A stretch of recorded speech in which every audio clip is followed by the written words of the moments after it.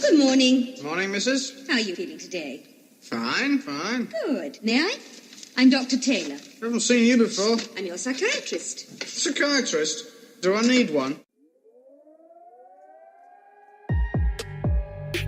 This is an alert from the Millerverse. This is not a test. The podcast you are listening to is intended for your entertainment and benefit. Any opinions expressed by the host do not necessarily reflect those of any sponsor, publisher, elected official, monarch, parent company, or subsidiary. Please continue listening with caution. After this message, nothing is sacred. Without further delay, here is your host, A.P. Miller.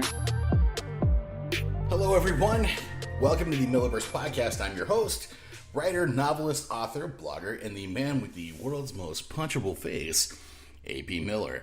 This is the very first episode of the Millerverse podcast. I am trying to create content that is going to be engaging for my readers, get them to know some stuff about me. I want to get to know some stuff about them. I want to get involved with other writers.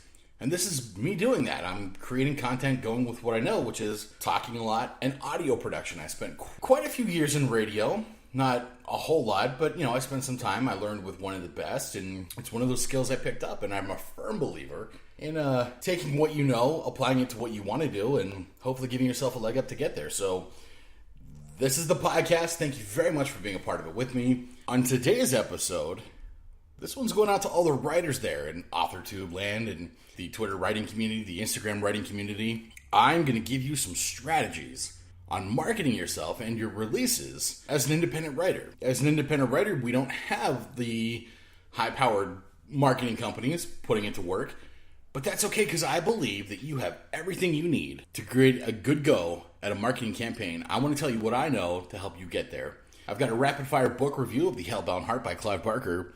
We're going to close out the show with a writing prompt, but first, Days of the Phoenix, the sophomore novel by yours truly, is available right now exclusively through Amazon.com. Check out the book that's been getting rave reviews, the book that tackles such issues as anxiety, mental health, and the very real need for treatment. Days of the Phoenix, available now exclusively through Amazon.com. In the world of radio, we call that a live read.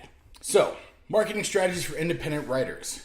You're probably asking yourself, well, what does this knucklehead know? Who's this guy? What's he ever done to tell me about marketing? Huh? What has he ever done? Well, my credentials, I've got a degree in business. My professional career outside of writing has been in the world of marketing and advertising. I've created marketing copy for other businesses. I've created ad copy for my clients and their assets, and my ad copies have even been plagiarized by criminals, actual people trying to commit crime, but that is a story for another day. Now, why am I choosing to kick off my entire podcast for my writing career with marketing strategies? And it's very simple. The writing community has been very affectionate with me. It has given a lot. It has included me. It has made me feel welcome.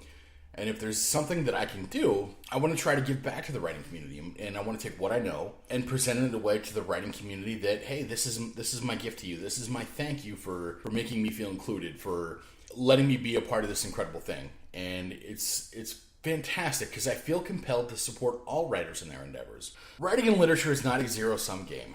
No one has to lose in order for me to be successful. We can all be successful. And the more people read and can support themselves as writers, the more informed we become as people. We become the society that is known, that has built themselves on perspective and being writers. I want to support that. I want to be a part of the generation that was known of creating people who read a lot, people who wrote a lot, people who gave voices to different demographics, who enlightened themselves, who was part of this revolution of we're putting down the television remote and we're picking up books and we're learning incredible things. I want to be a part of that. I want to contribute to that. And if my part of that is telling an independent author some things that might get their word out about them, then I've done something, and that makes me happy. Now, you can go to a library and pick up books on marketing, but sometimes they're kind of droll. It's a lot of esoteric doublespeak, things that should make sense that don't. I got a whole degree on it, and sometimes the psychology behind getting people to buy things is a little complicated. It is a psychology.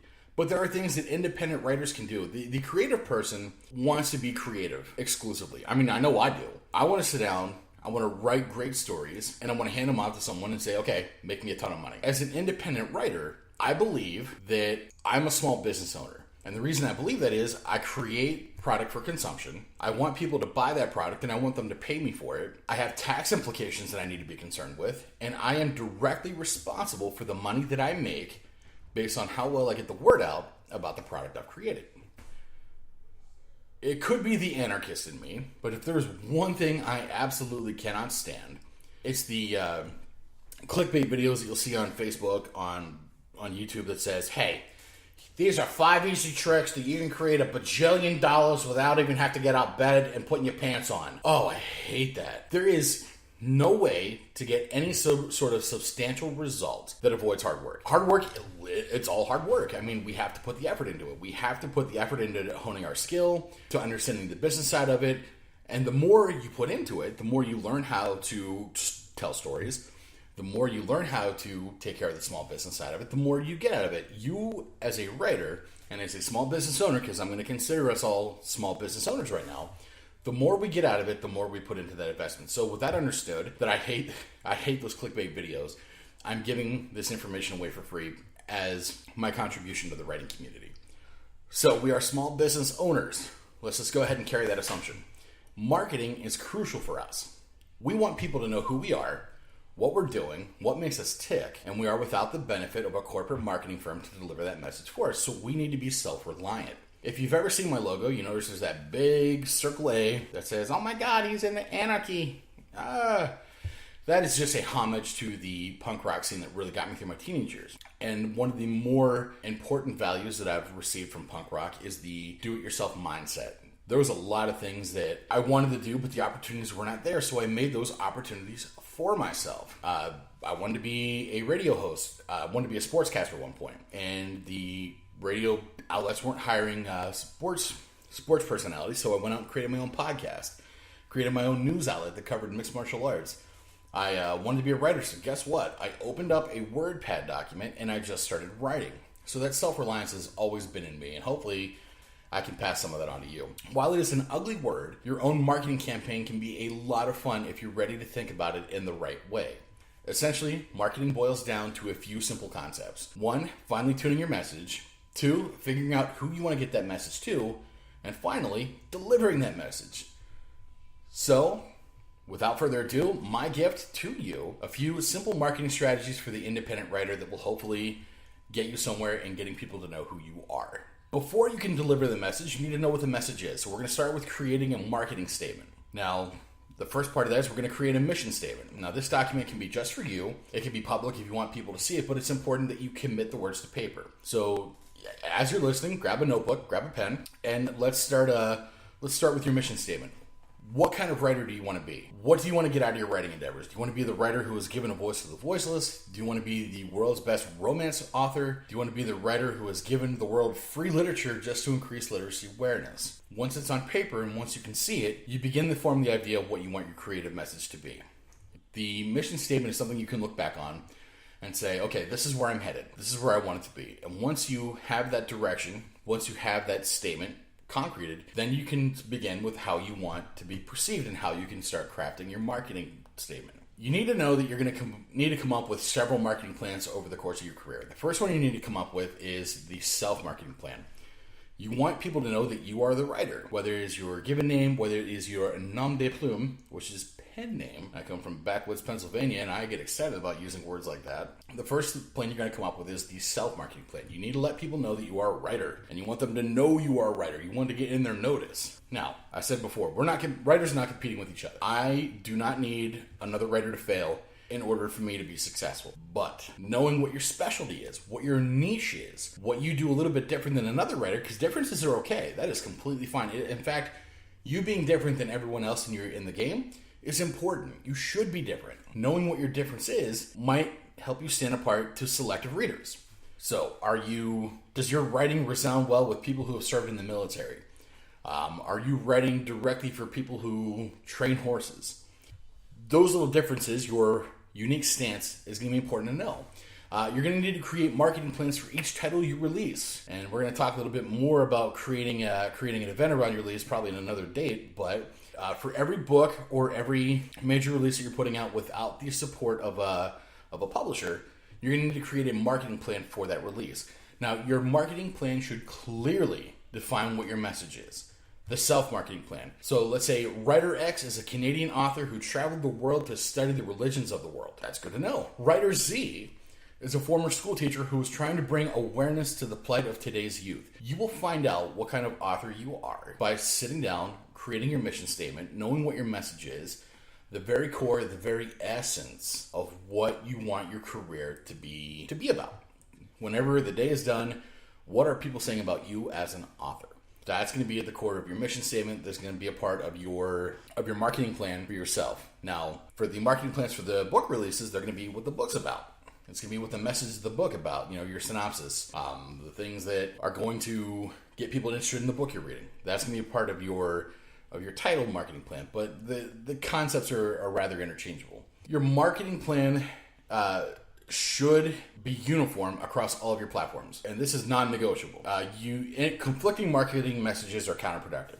If you're on Facebook saying, hey, Writer X is the Canadian author who traveled the world to study the religions of the world to find peace, but your Twitter says Writer X is a Canadian author who traveled the world to study religions to disprove the importance of religion, people are going to get confused and they're just not going to bother with you. So your marketing message should be uniform across all your platforms, across all of your outlets. In your marketing statement, clearly define what success looks like. This is more for you than anyone else, but clearly define what a successful execution of your marketing plan would be. That way you will know what you're working towards. You will be able to correct your direction if you get off course, and visualization is a success. The visualization of success is a huge motivator. If, as a writer Q wants to be the world's most prolific female author who represents the LGBTQ plus communities, putting that in there. And then once you know what the outcome is, you can kind of plan your steps to getting there. And, just knowing where the road is headed is important so that you know which roads to take to get there. So clearly identifying what success looks like is huge. And I highly, highly recommend it. You should also know that your marketing statement is not a static document. As you change and evolve as a writer, so will your perspective, your positions, your approaches to things. Edit the statement if you must, if you've changed fundamentally. That was a little loud. So if writer U started out as a writer who wanted to write fantastic romance novels, but then found themselves being someone who wanted to write political statements, obviously their marketing statement would need to change. So would their mission statement. Those sort of changes are important to change your statements and your plans. But if you're changing just for the sake of change, things are going to get confused. Things are going to get muddy. Your reading audience is going to get really, really muddied about who you are and what you represent. Probably the most important part of your marketing statement is knowing who your audience is. Who are you marketing to? Who's buying your book? Ask yourself that. Who is buying your book? You have this book, and let's say other writers are writing in the genre. You still believe yours is unique, but research the other authors. Who is buying their stuff? What are the pertinent details of your target audience? How old are they? How often do they read? What industries do they work at? How much money do they make? What do their typical families look like? Where do they go shopping? Where do they find out about the new books they buy? These sort of details are crucial because it's going to help you decide where to do your marketing. If your target audience loves Facebook but doesn't get involved in Twitter, that sort of intelligence, that research is going to tell you, hey, I probably shouldn't buy sponsored Twitter ads. Put my money in Facebook.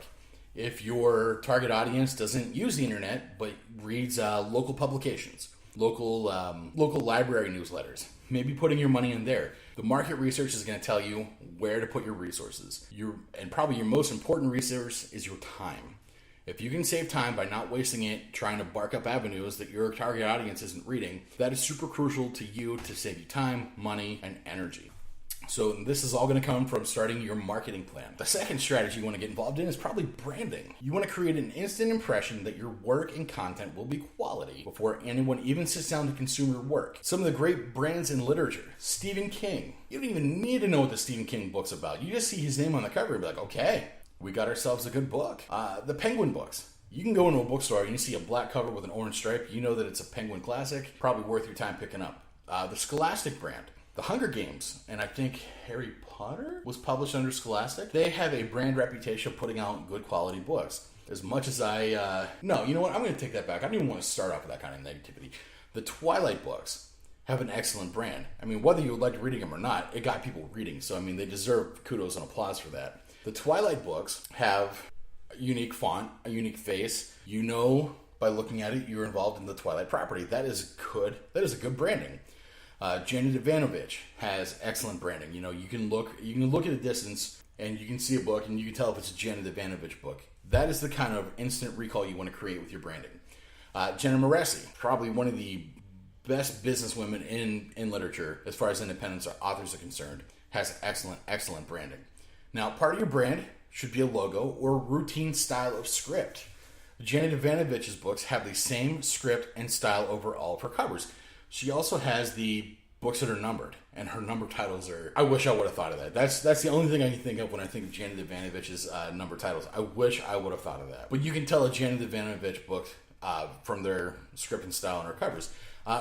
Rowena Tisdale, the sultry scribe. Her Twitter cover photo has the script, the color swirls. You know it's Rowena's Twitter page at a distance. The Boxcar Children books having a boxcar on everything. The point of branding is, again, to create that instant recall. When someone who is familiar with your brand sees it, they're going to get the immediate impression that your work is quality. Everyone knows The Simpsons from a distance. You could be probably standing 100 feet away. You're going to see a family all colored in yellow, and you're going to know, hey, that's The Simpsons. Your brand should strive to be like The Simpsons.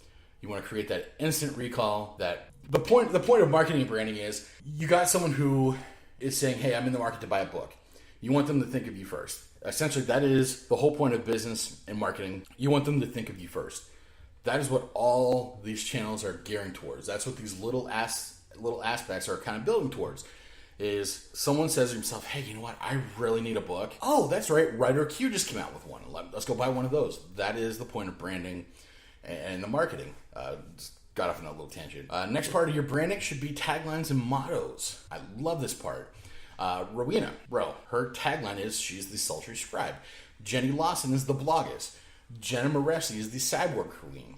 And my favorite author, and for the love of God help me, I hope I don't butcher her last name, Renee Genderon. Her website tags her work as Swords and Sizzle. Those are little taglines, little phrases that tells you what you're getting into. You know that when you pick up a work by Rowena Tisdale, you're getting romance. You know that Jenna Moresi is really into sci-fi. And you know that Renee is all about romance mixed with fantasy novels. That is the kind of branding you should be striving for. The next marketing strategy that I can tell you about is sample content and demonstration, because most people are going to buy your book just because you wrote it. Part of your marketing effort is demonstrating that you've got the skill. You are the storyteller champion, okay? You get out there, kid. You tell them you can tell them the stories. Part of this content demonstration is a consistent blog. I love blogs. I like putting stories on. I like reading stories on blogs. Even having a sample short story. Stephen King shares short stories online sometimes. If he's writing a new one, he doesn't have a whole lot of plans for it, I think. He'll put it out for consumption. You can download that story. Some authors will give away short stories as a thank you for subscribing to a mailing list or participating in market research. Reading and recording the first chapter of your book has been very fruitful for some authors. I tried it, and my writing style didn't really lend to audio translation real well, but it's something I did, and probably something I will do going forward. Ideally, what you want to do is you want to give them a little taste, a little something to get them interested, and then you give them every opportunity to buy the conclusion. It's not conceited to think that your work is worth buying. If you don't value your work, if you don't say, hey, my work is worth it, no one else will. No one's going to come to you and say, hey, writer, your work is really worth something. You have to believe it first. It's not conceited. It's not arrogant. This is where we need to start. The fourth strategy is content and connection. I love authors who write blogs. It's such a personal look into their mindsets and processes. John Scalzi's Whatever blog is brilliant and engaging. John wrote a blog that went viral, and I think it's still been viral after 10 years, and it just absolutely introduced me to the world of John Scalzi. Jenny Lawson, her bloggist blog, documents her domestic mayhem in a very fun and lighthearted way, is fantastic.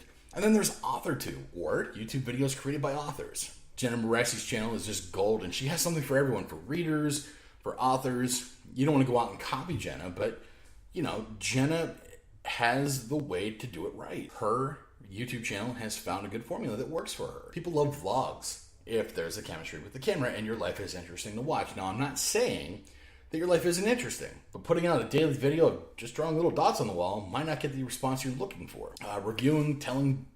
Reviewing books or telling stories, giving a glimpse into your daily life is a great way to connect on a personal level. Again, the most important aspect for your content is to engage. You want to ask for responses, ask questions, encourage people to interact, have your supporters identify themselves, because then you know who you are. You know who they are, I'm sorry. You know who is out there buying your book. You know who then to focus your strategy on. Your content should be in line with your marketing message. That is not negotiable.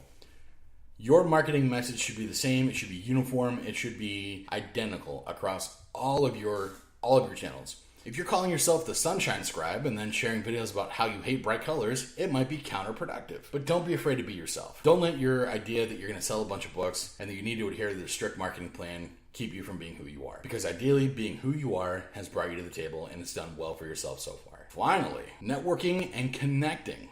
I love networking. And I'm probably going to have a set of business cards here printed here soon because I want to get in front of people locally, nationally, to let them know that, hey, I'm a writer. But just getting it and talking to people is so huge because you never know like when it's gonna come back and pay off. Creating social media profiles is not negotiable anymore. It's necessity because that's where people go to find out who people are. If you go to a library and you see a book by John Q. Public and you're like, man, I wonder what he's about, the first place they're going to go looking for you is probably your social media profile. Instagram, Facebook, Twitter, website. All those things should be chock full of knowledge and creating every opportunity for people to buy your stuff. Having links to your purchasing pages, your author page on Amazon, your Goodreads profile, your YouTube channel. Though that is huge to have all that stuff just right there so that people can click on it and make it easy for them to give you money. That's what I want to tell you. Make it easy for people to give you money. Put links out there so that people can buy your stuff. Now, connect with authors, with readers, engage in conversations. The hashtag prompts on Twitter are an excellent way to get your style noticed. Kratos Jones puts out his Satsplat hashtag every Saturday, and it's so much fun to participate in. Rowena Tisdale does Little Love Story every Sunday. And I'm not a romance writer, but her tag doesn't exclude me. She says all genres and styles are welcome. So that hashtag prompt engages me to contribute to something that is not necessarily in my wheelhouse. So I am growing a little bit by participating in that. And the writing community has all kinds of fun stuff like that going on. Now, while getting word out about your book is important, that's what we're all here talking about today, flooding your profiles with obnoxious messages about your book sales can be disastrous. If every tweet you put out, every message, every video is like, oh my God, buy my book, people are going to tell you to go pound sand promptly. Direct messages, too, telling people about your book is probably a bad idea. Direct messages and private messages should be resolved for friendly social interactions and not sending people pictures of, don't do it.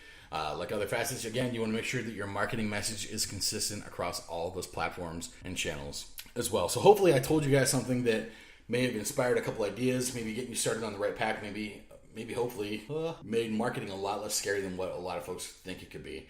Aside from being a writer, there's a business person in me who wants to make money by creating his own product, and the writer in me wants you to make a ton of money doing it too. So, hopefully you got inspired. Hopefully I've helped. Hopefully I've contributed something. I'm going to be doing my rapid fire book review, but first, Days of the Phoenix, the sophomore novel by yours truly, is available right now exclusively through Amazon.com.